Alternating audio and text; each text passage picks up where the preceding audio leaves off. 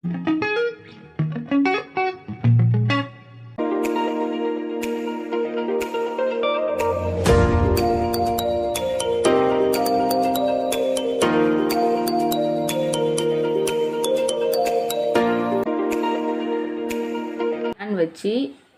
ஒரு 3 ஸ்பூன் அளவுக்கு ஆயில் சேர்த்துக்குங்க.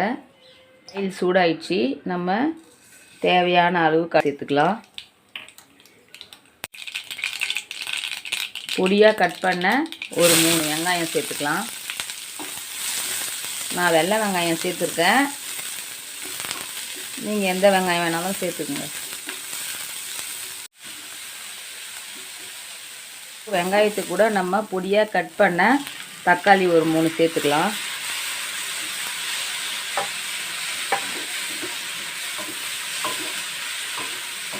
தக்காளி சேர்த்து நல்லா குழைய வதக்கிடுங்க. உங்களுக்கு தேவையான அளவு உப்பு சேர்த்துக்குங்க.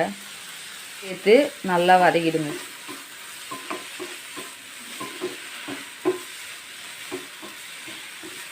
ஒரு 2 நிமிஷம் ஆயிடுச்சு. வாங்க பாருங்க, வெங்காயம் தக்காளி நல்லா குழைய வதங்கிடுச்சு. இப்போது ஒரு 1/4 ஸ்பூன் மஞ்சள் பொடி போட்டுக்குங்க. தேவையான அளவு குழம்பு மிளகா பொடி போட்டுக்குங்க. உங்கள் காரத்துக்கு ஏற்ற மாதிரி போட்டுக்குங்க. போட்டு நல்லா வதக்கி விட்டுருங்க. ஏன்னா அந்த மிளகா பொடியில் இருக்கிற பச்சை வாசனை போகிற வரைக்கும் ஒரு நிமிஷம் வதக்குங்க. இப்போது 1 நிமிஷம் போல் வதக்கியாச்சு. இப்போது ஒரு 1/2 கப் அளவுக்கு புளி தண்ணி சேர்த்துக்குங்க. அதில்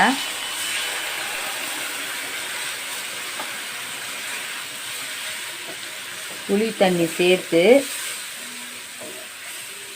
அப்படியே ஒரு 3 நிமிஷம் நல்லா கொதிக்கிட்டோம். நம்ம மூடி வச்சிடலாம். ஒரு 3 நிமிஷம் ஆயிடுச்சு. நல்லா கொதிக்குது.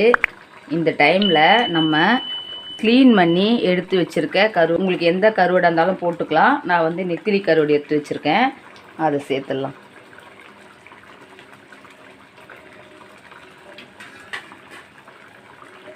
அதை சேர்த்து நீங்கள் ஸ்டவ்வை சிம்மில் வச்சுட்டு ஒரு 2 நிமிஷம் அப்படியே இருங்க.